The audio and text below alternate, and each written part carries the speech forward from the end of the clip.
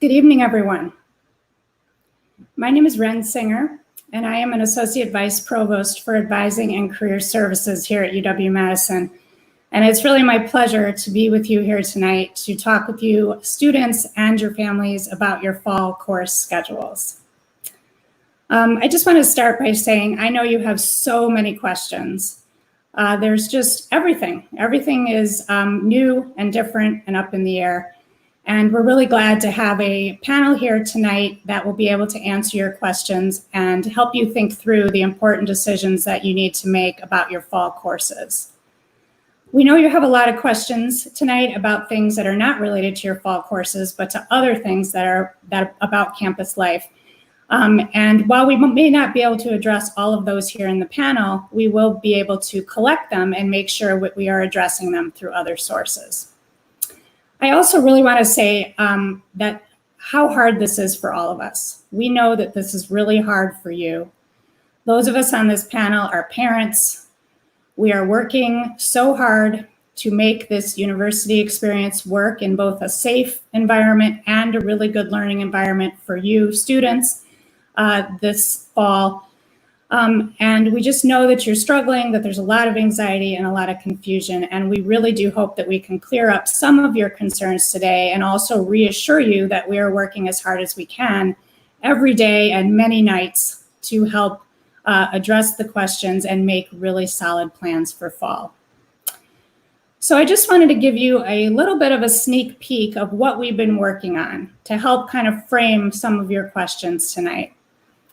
Just a few weeks ago, our chancellor announced that UW-Madison would be a hybrid institution this fall, which means we will offer both in-person and remote courses. You may not know that we offer 9,000 course sections this fall, and every single one of them had to be rescheduled in order to meet the hybrid model. So the most important thing that we had to start with is reducing the capacity in our classrooms. So for example, we were told by public health that every student needs to have a 6-foot radius around them in the classroom. And so a classroom that once seated 100 students easily now will only seat 30. A classroom that once seated 25 students easily for a discussion section will now only seat 8. So you can tell just from that our capacity in our in-person classes is much, much lower. In order to compensate for some of that reduced capacity, we are holding classes later in the evening, as well as some on Saturdays, and we're using buildings such as the unions to hold classes, which ordinarily don't have classes. However, the capacity to hold in-person classes is still just a fraction of what it is normally. So students, here are some instruction directly for you, and we do have some slides that you can follow on the screen. The first thing you need to do right now is to, not right this second, but this week, is to go into the Course Search and Enroll app, which you should be familiar with, and check your fall schedule. This slide shows you how it will look and how you can look to see the modality, which means how the course will be offered. So is it in person? Is it remote? Is it a hybrid? The modality, the meeting times, and the days for each of your courses. They all may have changed, so it's important to go in and check and make sure that you really understand what schedule you have for the fall. After you do that, you want to evaluate whether or not this schedule works for you. Read the class notes, which you can see boxed here, to make sure you understand how the class is going to be conducted, and think about whether this schedule works for you for this fall. If it doesn't, for any reason, you are welcome to go back into the Course Search and Enroll app like you always do and make changes to your schedule. You can add classes, you can drop classes, you can swap classes, much in the same way that you have always done in other semesters. And you can do that on your own. You don't need any permission to do that. That's something that all of you can just work on. We also have a set of frequently asked questions for you in our resources that you can see on the screen now, and this will help you understand what you might need to do if you have some of these concerns. The final step would be to contact your advisor, and you should contact your advisor right away if you're running into a situation where a course that you need to graduate or to make progress in your degree is not offered in the modality or in a way that you can take it. It's really important to us that students are not delayed in their progress or graduation because of the pandemic, and we want to work with you specifically in situations where a course that you need in order to make progress is not offered in the modality that you need. So let me talk a little bit about how this panel is going to work tonight. First of all, it is captioned and interpreted for you, and that is in the link below the YouTube window. You're probably already entering questions into the chat. Please continue to do that. Our questions that we answer will be right from that chat. We will not be able, as I said, to answer all of them, partially because of the time and partially because the expertise of the people on this panel is particularly in advising and academic affairs and not in some of the other areas. And to be completely truthful and honest, of course, there are questions that you're going to pose that we don't know the answers to yet. We are working very hard to figure out how to create a safe and effective fall semester. And some of the things we still have teams working on, and we will have them ready by September 2nd when school starts. So at this time, I'm excited to have the panelists introduce themselves, and we're going to start first with Kelly Harris. Good evening, everyone. My name is Kelly Harris. I am the Director of Cross-College Advising Service. Thank you, Kelly. Next, we have Christopher. Good evening. I'm Christopher Lee. I'm an Assistant Dean and the Director of L&S Academic Dean Services. Thanks, Christopher. Manuela. I'm Manuela Romero, Associate Dean of Undergraduate Affairs in the College of Engineering. Thank you, Manuela. Now we have Tom. Good evening, everyone. My name is Tom Brown. I'm an Assistant Dean in the Office of Academic Affairs in the College of Agricultural and Life Sciences. Thank you, Tom. And then finally, we have Christina. Hi, everybody. My name is Christina Clowder, Associate Dean for Student Services in the School of Education. It's great to be here with you tonight. Thanks so much to our panelists for being here with all of us. And we're going to get started with our first question.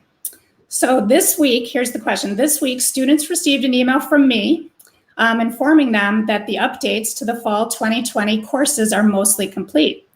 Question is, what should my son and daughter do now? Kelly, would you like to take this first question? Sure, I'd be delighted to respond to the question.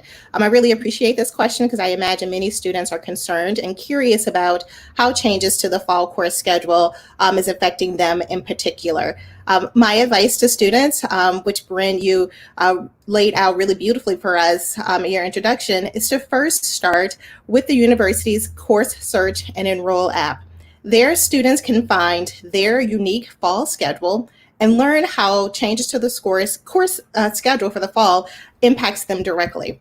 Specifically, students will be able to learn about the modality of their classes, if their classes are in person, a hybrid model, or if they are exclusively online, as well as classroom meeting times, and the very, very important course or class notes section where instructors are leaving information for students to learn more about exams and other information that will be helpful for students to know about their courses.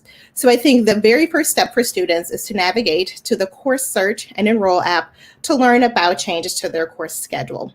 From there, students then will consider factors and values that are important to them and make decisions about any particular changes they may want to make to their fall schedule. Students, in the email that they received this week, they received a link to a website that lays out 6 steps that they can follow. That first step, again, is the Course Search and Enroll app, as well as links and tutorials on how to make enrollment changes, such as dropping classes, swapping classes, and adding new classes. If students would like to work with an academic advisor, they can also schedule an advising appointment to talk about next steps for their unique situation. Thank you, Kelly. All right, we'll move on to our next question.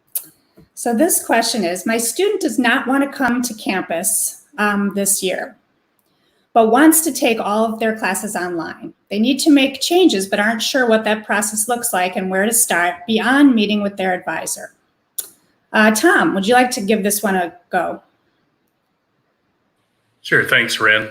And again, first thing I want to say is I appreciate the complex decision making that families are in a position to have to make. I actually have a child that's starting at UW-Madison this fall as well, and we're wrestling with many of the same questions. I think you're going to hear quite a bit during this panel reference to the course search and enrollment tool. That's going to be a place where a lot of the questions can be answered regarding course enrollment and mode of instruction. There's an option within the course search and enrollment tool to be able to look for just courses that are taught online. There are a few different options. Students can look for courses that are only taught online, courses that are both taught online and in person, and then students can also search for any courses that are going to be taught in person. And so for people who are wanting to kind of set their schedule up that way, they can do a number of searches through that program. Again, as Kelly mentioned earlier, if students have already enrolled or if they're preparing to enroll, there's a lot of information within those individual course sections that explain how the courses are going to be taught, by whom, and different options for instruction there. So again, the course search and enrollment tool is going to be very valuable for students to navigate that space. We think a lot of the questions that students may have can be answered just by going to that tool on their own. Certainly if situations come up where a course doesn't completely match with the student's interests or may have different impact on degree progress, certainly that's a time where the academic advisor can be called upon for help in navigating that system. But we're finding that a lot of students will be able to use the course search and enroll tool to help out. Thank you, Tom. So the next question we have, I think I will take. The question is, why don't we have more in-person classes available? And then any of the panelists who wants to add after I'm done, that would be great. I explained in the introduction what we needed to do to reduce capacity in our classrooms because of the required 6-foot radius around each student. And so by the time we did that, the ability to offer the number of in-person classes that we usually offer is obviously greatly reduced. And so we used the capacity that we had and offered as many in-person classes as possible. We are not sure if we'll be able to add a few more students into in-person sections as we get closer to the beginning of the school year. We particularly want to hear from students who are graduating or need particular sections in a particular modality to make progress toward their degree, and we will work with them. But the capacity of the classrooms is really the limiting factor here, and it's hard to work around that with the limit. We also get a lot of sort of varying opinions about whether students actually want more in-person classes or more online classes. So as many students that are asking for in-person classes there's an equal number that are asking for online classes. And so we're really trying to hit a balance that will meet people's needs as best as we can. Would anyone else on the panel like to add to that, or should we move on? Christina, go ahead. Yeah, I was just going to add that I think there's been a heavy emphasis, and I would even say course by course by course, to evaluate the learning objectives and what is needed to meet them. So in addition to all the space constraints that Ren was speaking of, we're also, faculty course by course are trying to evaluate, what is the best modality for the particular learning outcomes. And when it couldn't be done remotely, it was privileged to be done in person so long as the space would accommodate. So I just wanted to add that there's really this tension or balancing act that everyone's been trying to do between the learning and the safety. Thanks, Christina. Okay, we'll move on to our next question, which is, will there be spaces for me to study and take breaks while I'm on campus? This is such an important topic. Manuela, I'm wondering if you could give us a few words about this. Sure, I'd like to. Again, thank you for being here with us tonight. This is, you have very, very important questions. Yes, there's going to be, we're working on it. That is, the short answer is we are working to provide spaces. We've become very creative in terms of the use of space this semester, where we're using areas that we might have not otherwise used, like Ren said at the beginning, spaces such as the Union. But one of the things that we're working on is we're working with the libraries and the Union and other spaces to think about other creative ways in which we will be able to provide study areas that still allow for the social distancing, and people to have their health and safety is utmost our priority. And so, yes, the short answer is yes, we're working on it, and we're going to be creative in the kinds of spaces that we will offer students. Thank you, Manuela. That's a good example, as Manuela said, of something that we are still working on. We need to have that finished, obviously, so students know when they start classes on September 2nd. But that's not a list we have right this moment, but we are putting that list together. So thank you, Manuela.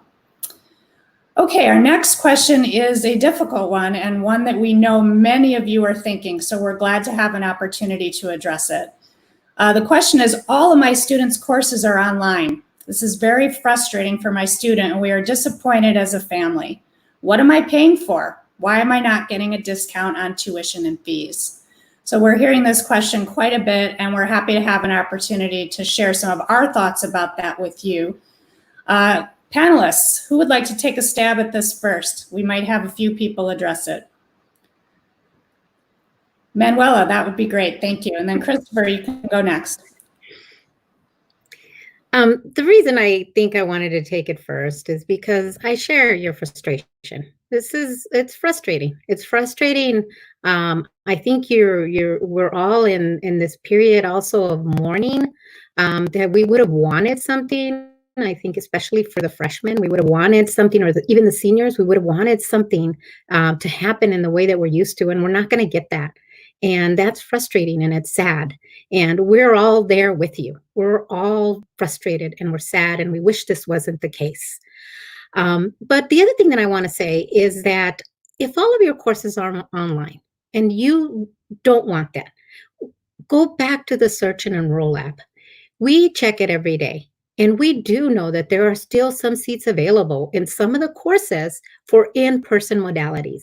Lots of the courses, such as a big math class, for example, will have sections that have in-person modality. And there are still seats in some of those courses. So I encourage you to look for courses that might otherwise meet your degree objectives that will still be available online. In person. Now, what are you paying for? You're paying for this UW-Madison education. Yes, it may be online, but what we're doing is we're still meeting the same learning outcomes that we would be meeting in person, except that we're delivering it remotely. That is very different than an online course or a university that works online. The course objectives and the way that that curriculum is set up is to deliver that course online all the time. What we are doing is different. Our courses and our curriculum is aligned for an in-person delivery and has learning objectives associated with that. And in that space, then, we're just offering it remotely. So that's where I will leave it. And I know that the rest of the panelists will have other things to add. I think Christina had her hand up too. Christopher, you can go first. I don't know if you can hear me. Can you hear me? My screen just went weird. Mm-hmm. No, you're good, Christopher. Go ahead. I'm good. It's hard to add much to what Manuela said. She covered, I think, these things really well. I can't emphasize enough that you have an opportunity right now to do some exploring, and it might be as simple as changing the discussion section in a lecture course so that you would have in-person teaching for the discussion. I would also say that it's that I'm someone who's taught at a variety of different institutions through the years and done different things, and the way one teaches depends more on who one's students are than most other things. And at University of Wisconsin-Madison, we have an outstanding student body, and so we teach to the level that an outstanding student body is prepared to respond to. And therefore, to simply say an online course is an online course is a simplification that actually doesn't really amount to much. The expectations that we have for learning outcomes do not change when we change from in-person to remote instruction. And so we can expect that people will be learning the same kinds of things that make a UW-Madison education great. So that's what I would add. Thank you, Christopher. I appreciate both of you answering that question. We may come back around to that subject later, depending on if we get more questions. All right, the next question. What will happen to the enrollment status for students who decide to sit out 1 or 2 semesters? Will they be able to rejoin UW-Madison in January 2021 or September 2021? So I think we're talking about a reentry process for continuing students. Kelly, you're nodding. Would you like to take that one for us? Sure, I'd be delighted to. Students certainly have the option of sitting out a semester or 2. There is an online process that students can complete. It's an online application. It's a re-entry application. It is a short application and it is free of cost, so no charge. And a student can submit a re-entry application for the term in which they would like to continue their enrollment at UW-Madison. Submitting a re-entry application is not like submitting an application for a first-time student. The reentry process is not subjected to the same level of review in terms of what a student may be accustomed to as a first-time student entering the university. In a case where a student is considering stopping out for a brief period of time, I highly encourage that student to connect with their academic advisor to talk about their options in terms of making progress toward their degree. If there are ways to continue their education at UW-Madison, or if taking a break is what the student ultimately wants to do, there may be ways for students to stop out of UW-Madison depending on when they cancel their enrollment for the fall term. They may not need to submit a re-entry application. So there are some nuances to that situation, and I would really encourage a student to talk with their academic advisor if they're considering stopping out for a brief period of time. Thank you, Kelly. I'm wondering if a panelist could address how that might be different for any first-year students who are on the line right now. That I would be interested in hearing about. I'd also be interested in hearing, since we're all advisors and we work with students, how would you advise a student who was thinking about taking a break? What are some of the factors that you'd want them to consider in making that choice? Christopher, was that a hand that you wanted to speak? Please go ahead. Yeah, I'd be happy to. The first part about freshmen, freshmen are in a different situation, freshmen who have never actually taken a semester here and would need to consult with admissions about taking time away. That would be my advice about that.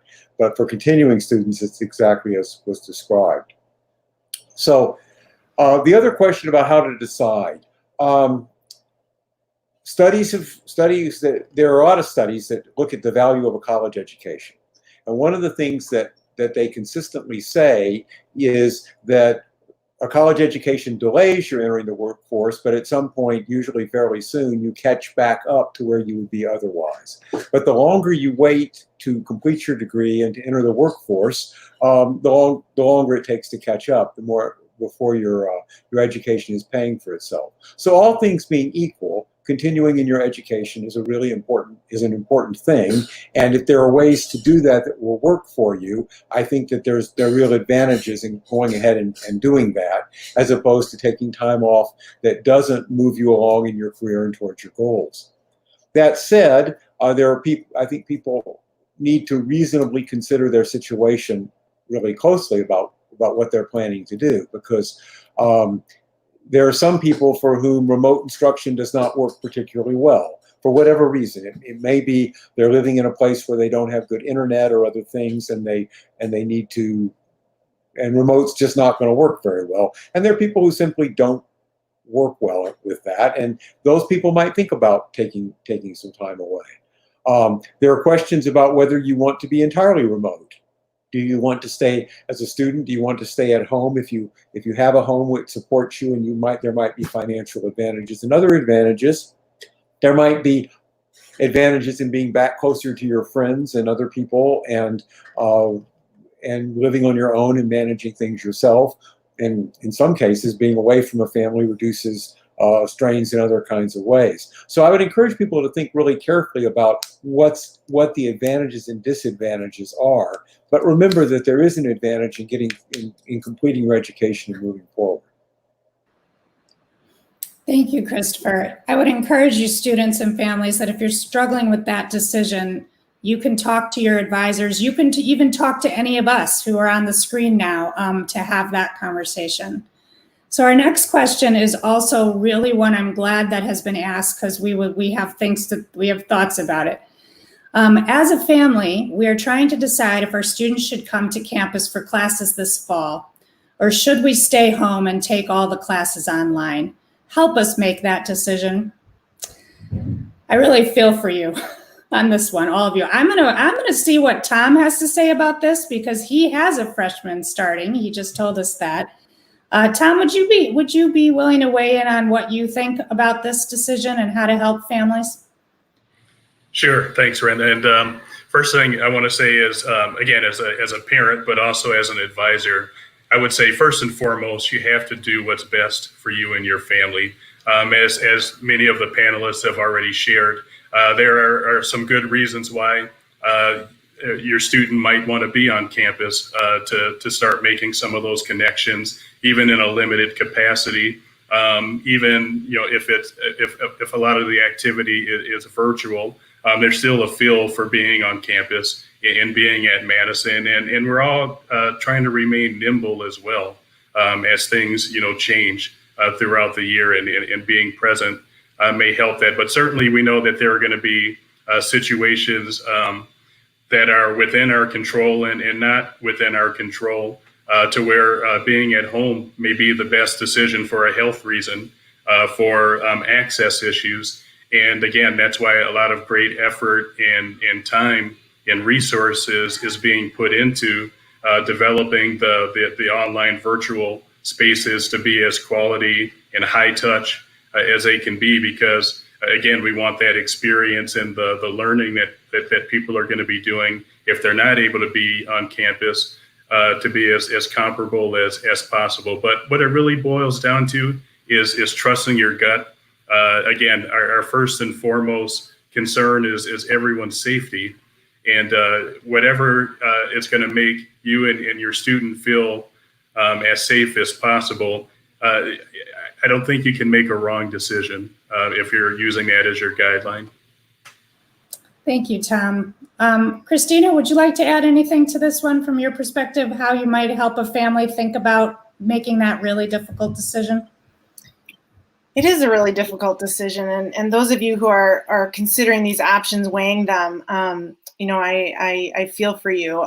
I think I was thinking about sort of risks and benefits, and you might think about which risks you're sort of willing to take, want to take, comfortable taking, and also like what's the most important thing to you about sort of being here, and are you going to be able to engage that most important thing when you're here this coming term, given the current normal for us. So I think those might be just two different ways to sort of analyze the situation. And I completely agree with Tom, through the lens of what is best for our situation. I promise you, and students, I've worked with students a long time, and truly the last thing they want me to do is to tell them what to do.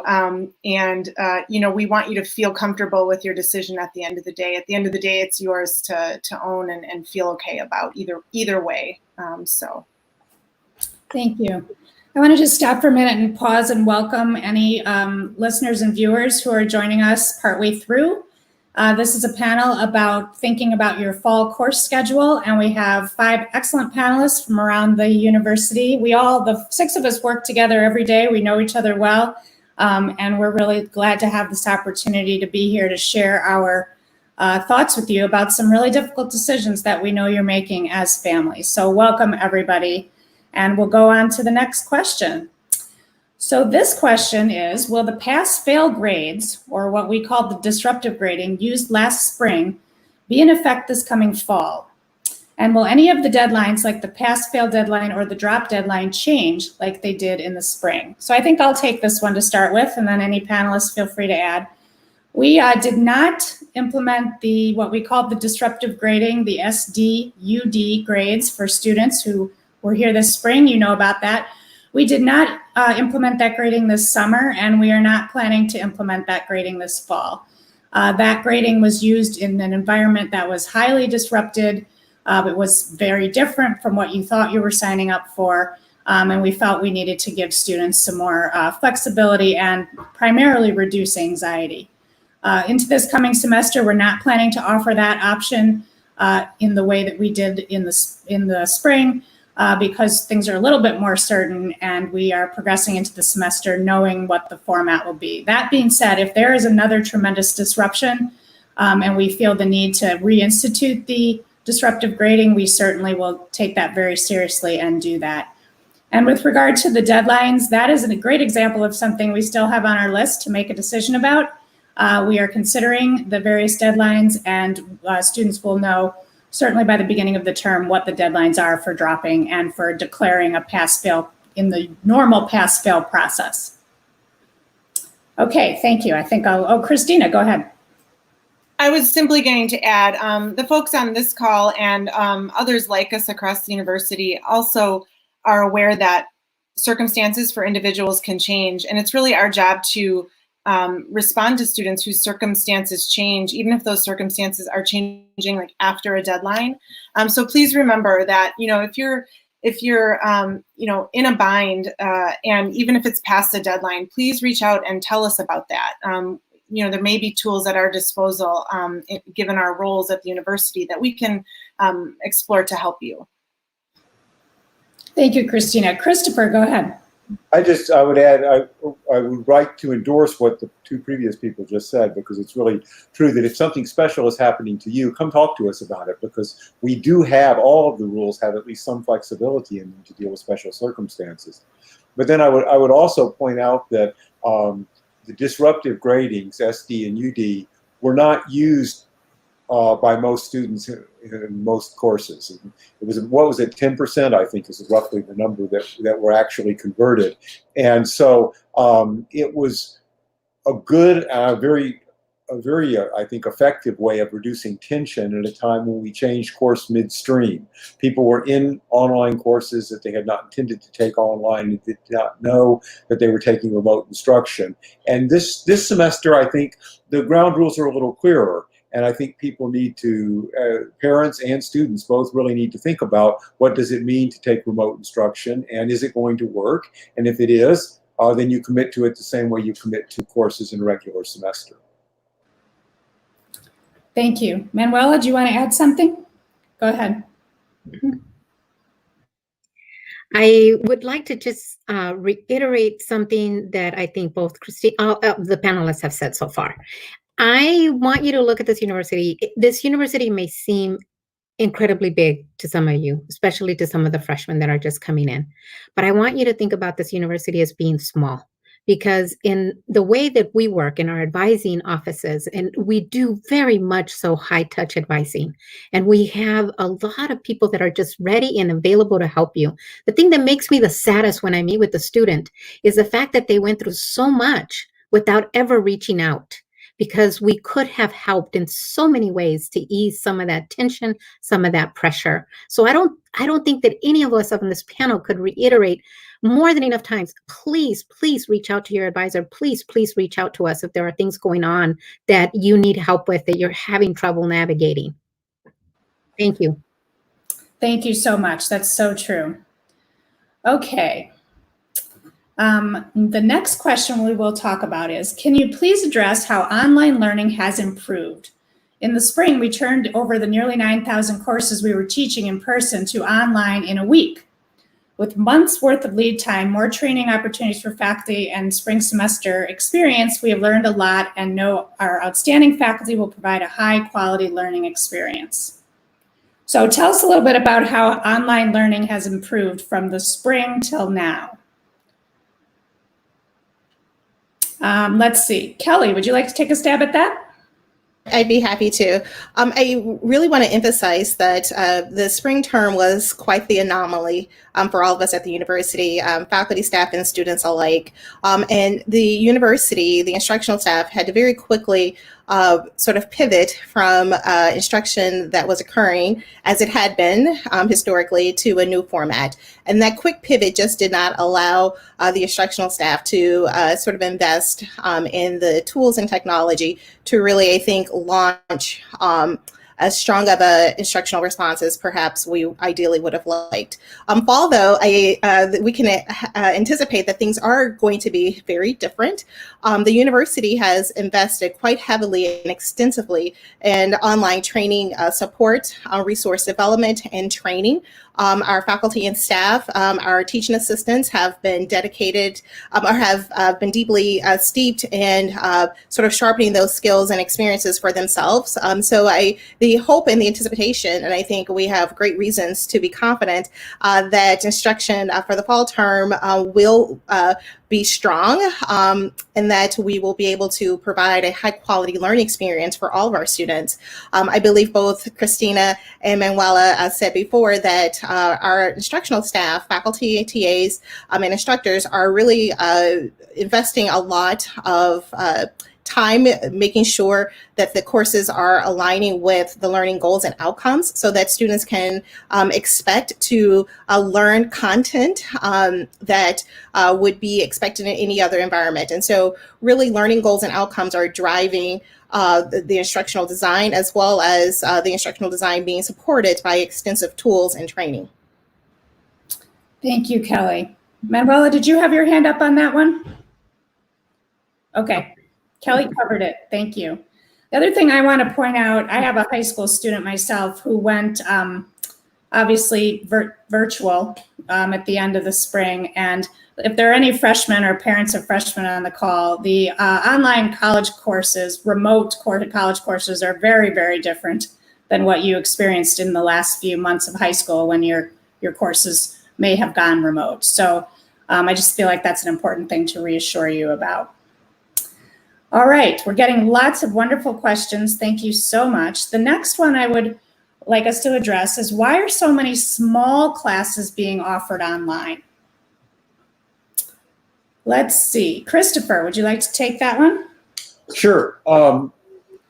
We've already touched on the fact that rooms are a problem, and even a small class needs a room, and we're having to expand out. But it's also true that many small classes are required courses that are needed for capstones or other kinds of things. And we have a commitment to not just the students who want to be here in person, but the students who need remote learning and are unable to be here. We have a commitment to making those courses available to them remotely so that they will be able to graduate. We are particularly interested in trying to make sure that people who plan to graduate in December or May can stay on track to do that. And sometimes that means that a class that would be small enough for us to find a room for will still be offered in a remote environment. Thank you. Okay, we will move on to the next question. This is an important one. What if my student has a required internship or practicum experience, such as student teaching, that they can no longer access or complete? Christina, School of Education.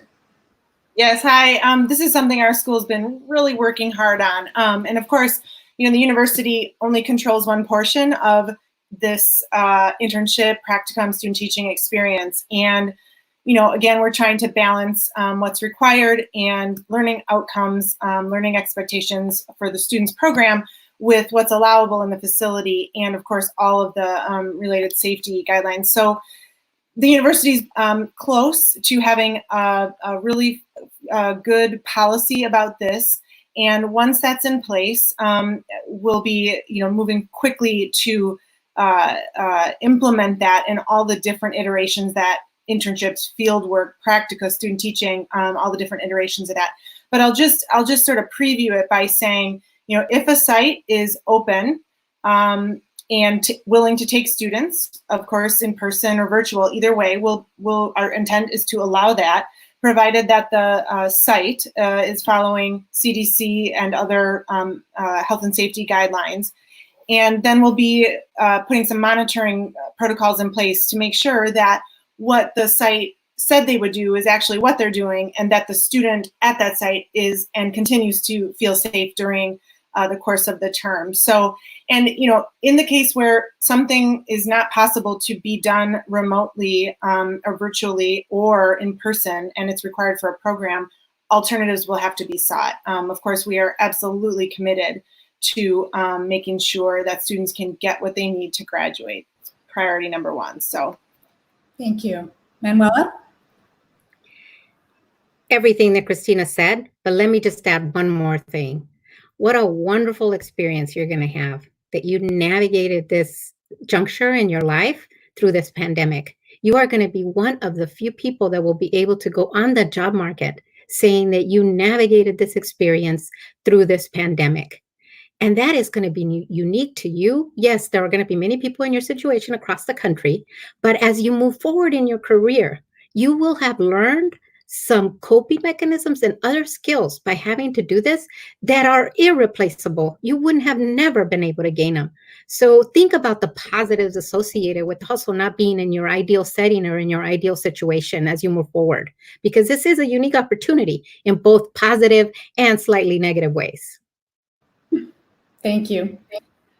So this is a related question. How are we helping students find jobs in this difficult job market? Tom, I'm wondering if you would like to start with that one.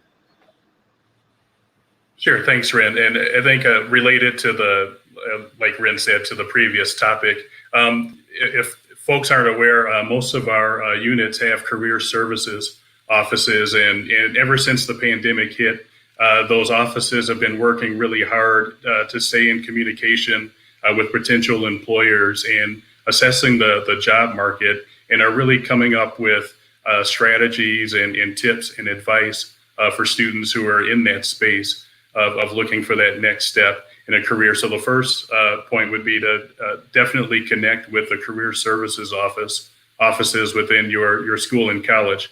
As a university, we're adapting the way we do things, and employers are doing the same thing.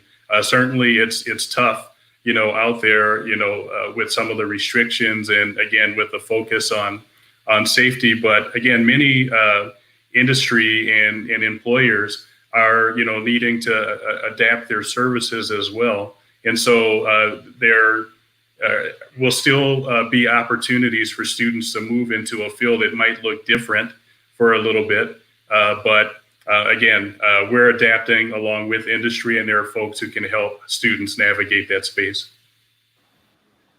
Thank you, Tom. Christopher? Yes, I would add something to that. I think this is one of the advantages of going to a place for your students like UW-Madison. Our career services offices in letters and science, it's called SuccessWorks, is a serious operation that is paying a lot of attention to ways to actually get jobs in this pandemic and such. And so I think it's more important than most students realize to take advantage of these services, but it's especially important right now. They know a lot of things that I personally have not thought of. Every time I talk with the advisors there, I learn things that I didn't know. And I think that's true for people looking for jobs as well. So I do think that this is a real strength of the institution in this particular time compared to places that might not have as robust an infrastructure for that. Thank you. Our next question, I'd like to answer to begin with, and then we can have others add. What kind of opportunities will students have to interact with professors and teaching assistants? And to that, I might also add advisors and career advisors. One of the things I'm noticing, which I think is really interesting, since we moved into this remote format and we're all working at home and living at home and doing everything from home, is that students that I advise and work with are reaching out to me a lot more. I actually think they feel more comfortable meeting with me in a video format or sending an email, and they're more likely to do that than they were to schedule an in-person appointment and come in and talk. So I think this is going to translate to their relationship with their professors and teaching assistants, that some of the barriers and fears that students have about interacting with instructors may actually be less in this new environment.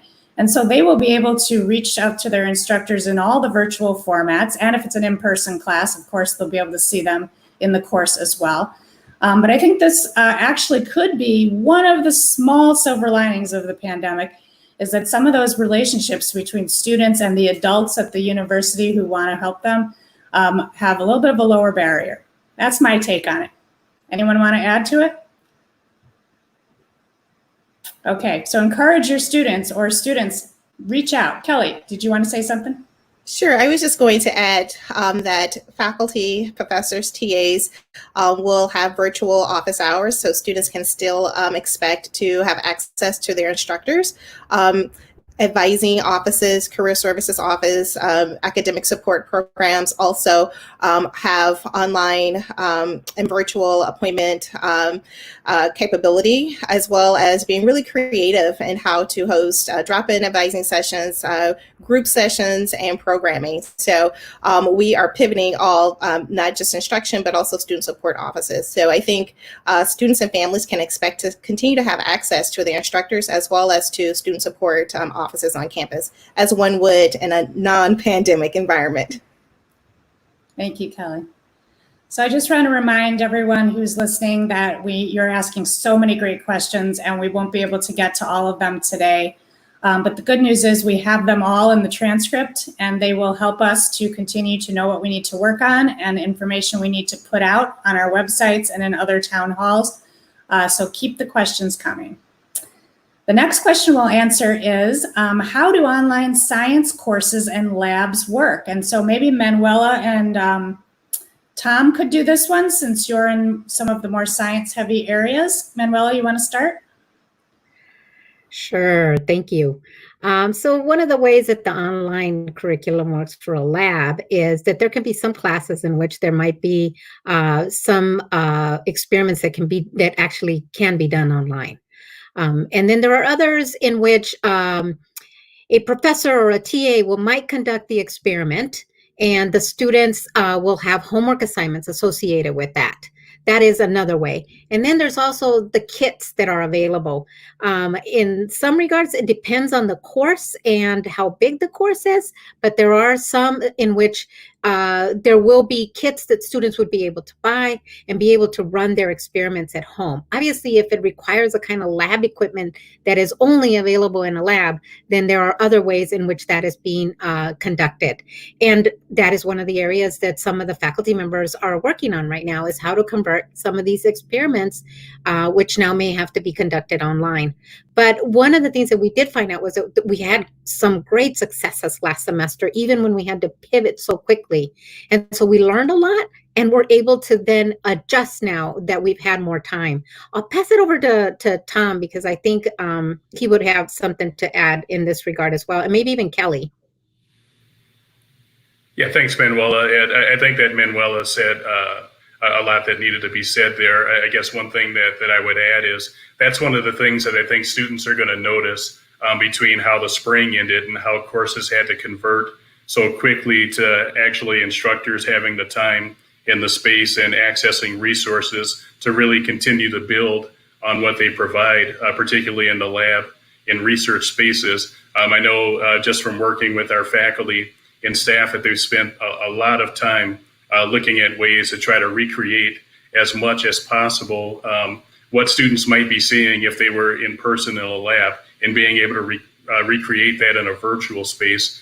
And again, a lot of these, again, you want to keep in mind who you're working with. A lot of the faculty and staff who are presenting these opportunities are really brilliant people, and come up with a lot of creative ways of doing things. And so they're mad scientists, we'll say, within our sphere. And so they're thinking of creative ways of offering those opportunities. And I guess one thing I'll add too is I know a lot of students are, ask about research and lab opportunities. It's kind of a similar thing. And again, there are some protocols and safety issues when it comes to spacing when working in a lab, but the research is continuing to go on. And so again, within those spaces, labs are going to be looking for ways of getting help and still producing their output. And so again, there's just a lot of thinking going on in this space. Okay, Manuela, go ahead, follow up. Yes, the other thing that I wanted to follow up in here is keep in mind, you are attending a world-renowned university. Our faculty have already been doing this for a very long time. Science isn't done alone. Science is done in a group. And because of that, our faculty and our TAs are already used to collaborating with people that are not in the same space. They're used to conducting experiments with people across the world. So this is something that's going to come naturally to them.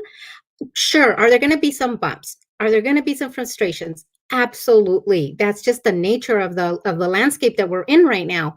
But don't forget, you're in a world-renowned university. And what that means is you have world-renowned scientists that are not working alone, but are collaborating with others. And you're still going to have that experience when you are in a part of these courses.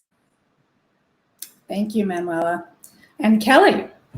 I'll just add, so many wonderful things have been shared that I think really provide a great insight to what students can expect in science classes and labs. The only thing I will add is that students likely can expect to see a combination of lab activities. For quite some time, the university has been exploring virtual labs and simulation labs as options to meet the demand of courses or meet the demand of enrollment that we see in some of our science classes. So I think our science labs may actually be very well suited to move into more of a virtual lab space because of the work that's already been invested to develop this area. So I think students can expect to see a range of interactive learning opportunities and experiences in lab courses. Thank you. Okay, we will move to a question of a different note. Will online classes be synchronous or asynchronous in delivery? So these are two words that most people did not use very often until March 11th, when everything changed. Synchronous means that something happens at a specific time, and asynchronous means you can do it whenever you want. So I think I might just go to Kelly again on this one since she's all warmed up. What do you know about this? I'll add just a little bit more to your definition of synchronous and asynchronous.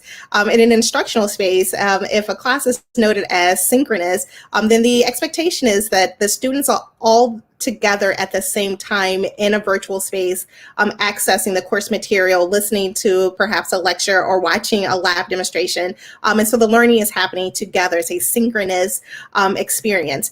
Asynchronous is more of an independent learning experience where students can engage with course materials at their own time. And so what I think students can expect is that we will have both. We will have a variety of learning modalities for the fall. Some courses will be, online courses will be asynchronous and some will be synchronous. It's really important for students to go to our favorite website that we've mentioned many times tonight, the Course Search and Enroll app, and pay real close attention to the class notes section, because in that area, in that section of the website, students will learn what the expectations are for their participation in class. And it'll be noted if a course is synchronous, which means students are expected to be there at a certain time with their classmates, or if a course is occurring in an asynchronous format, which allows students to make independent decisions on when and how they're engaging with the course content. Okay, thank you, Kelly. I'm going to move ahead so we can get in a few more questions before the top of the hour. Here's the next question. Why are there enrollment limits for online courses? That's a reasonable question. Christina, you want to take this one? Yeah, I think it's a really good question. Here's what I would say. And I don't mean to be flippant about this at all, because I can see why you would think, well, why not just expand the capacity dramatically? But I think the answer is really simple, and it's really boils down to why there is ever online, or why there is ever enrollment limits, because we really want to make sure that learning experience is quality, and we hold at the center of that the belief that there has to be substantive engagement between those students and the instructional staff, the professors, the TAs, the faculty who are teaching these things. And so, there's only so much time, right? And so we've got to limit that so that we can ensure that this really high quality instruction and lots of engagement. Thank you, Christina. Okay, we want to come back around to one of our most difficult questions, and we want to do it again. So the question is, most of my students' courses are online. Why am I not getting a discount on tuition and fees? Manuela, or Christina, go ahead. Well, it was the thing I wanted to add earlier when we were talking about tuition. You know, I think one of the reasons I've paid my tuition to the University of Wisconsin-Madison in my time, and why you're paying it in the coming term, is that, you know, you are attending a highly reputable, really high quality institution where we employ the best faculty and staff, instructional staff that we absolutely can. And, you know, you're paying in some ways for access to them, access to their brilliance, their creativity, their teaching, the teaching and learning that you do with them. And, you know, even when we're in a different format, you still have, you know, access to that. And I think that that's probably, for me, the most important reason that we aren't declining or taking down or lessening tuition any. And yeah, and in fact, you know, we're investing more in instruction than I think we were before. I mean, you know, there's not a lot of new hiring going on at the university right now, but we're hiring instruction, right? Hiring for instructional designers to support the faculty who you'll be interacting with in the classrooms. And anyway, I guess to sum it all up, they're worth it. You know, you're worth it and they're worth it. Christopher, go ahead. I would just add that people seem to assume that it's somehow cheaper to offer online courses. And probably in the long run, if you get set up and you keep offering the same courses over and over, that's true. But the fact is, it actually doesn't save the university money. We still employ the faculty, we employ the graduate students who teach, and we need the instructional support and the technology and other things that go along. So I can say with some real confidence, even though I'm not one of the money people, that we're not pocketing a bunch of money here for other purposes, that we are spending our money on instruction right now. Thank you. All right, so we are almost at the end of our time. What we were hoping to communicate with you tonight, and I hope we were somewhat successful, is that we are really committed from the bottom of our hearts to making this experience as successful as possible. I think I said at the top of the hour, this is one of the most challenging professional things I've ever had to do. And I bet my colleagues on the call feel like the last 4 months are harder than anything we've ever experienced in our lives professionally, because we're so committed to doing everything we can to saving the spirit of the University of Wisconsin-Madison that matters to all of us so much, and making your experience as good as it possibly can be given all these really difficult circumstances that we're living with. So we want you to feel like that we're here for you, that we will work with your students, we will help work out problems, and that we're working as hard as we can to make this work. In the last few minutes, I'd just like to offer any of our panelists a closing thought. And we'll start with Tom, a closing thought. All right, thanks, Ren. I think I just want to kind of follow up on what on the last question, to just say that I know that again, people are concerned about, you know, the differences and how things are going, but, you know, I can assure you that, you know, at the end of the spring semester, again, when things were so topsy-turvy and things changing, we still had students excel, and we had students graduate and get all of the standards that they needed to complete their degrees, and many of them still continue to go on to be accepted into graduate and professional programs and finding employment. So we're all here to help, and again, the quality of education and the opportunities are still going to be there. We're very confident of that. Thank you. Christina? At the risk of getting too weedy with my last comment, I'm aware that there's a lot of you know, chats and questions about the tuition situation. And I suspect that comes from a place where, you know, circumstances financially are hard, have changed. And I have been working with a lot of students in the School of Education who have needs that are new needs, emergent needs. And I just want to say that the Office of Financial Aid, Student Financial Aid, is standing very ready to support and talk with individual families about these issues. So I just wanted to put in a plug for them because they're great partners and they're ready to work with you. So that's my final parting thought. Okay. Christopher, a parting thought? Yes. Well, I guess that doesn't work. You can't see me. But I sometimes talk to families of freshmen who are considering coming to UW-Madison, and I think it's a great place for most people who can get in and likely to be good, but it's not good for everyone. And I want people in the end to do what is good for them. And I would say the same thing about this semester for your students. I think that we are in a position to offer quality education that will move people toward their degrees and get them on with doing the things they need to do in life if their circumstances are such that they're prepared to be able to function effectively in this environment and work in a remote environment at least some of the time and the other things. So I encourage each of you, whether you're a student or a parent or a family watching this together, to really think about what your situation is and do what's best for you. But I believe we have a really serious and positive option here for you. Thank you. Kelly, final words? I'll just be really brief and say that the pandemic is not just happening to us here at the University of Wisconsin-Madison, but it's happening to everyone everywhere. And so we all are adjusting to a new way of being. And so students and families have an opportunity right now to make a decision around what's best for them and their student. And continuing your education and career development is certainly one of those decisions you get to make during this time. And I just want to reiterate a lot of the things that have already been said, that the academic affairs offices represented here and others, the advising community is definitely excited to meet the incoming class of new Badgers, and we stand ready and excited to support students. Thank you. And Manuela? I will say one final thing with regards to tuition and why you're paying it. The value of your degree is still very valuable. You are coming, you're going to graduate from the University of Wisconsin-Madison. Just because you're taking courses in a remote instruction doesn't mean that the value of your degree diminishes. It's still there. I look forward to seeing you in the fall. Be kind to one another when you're here.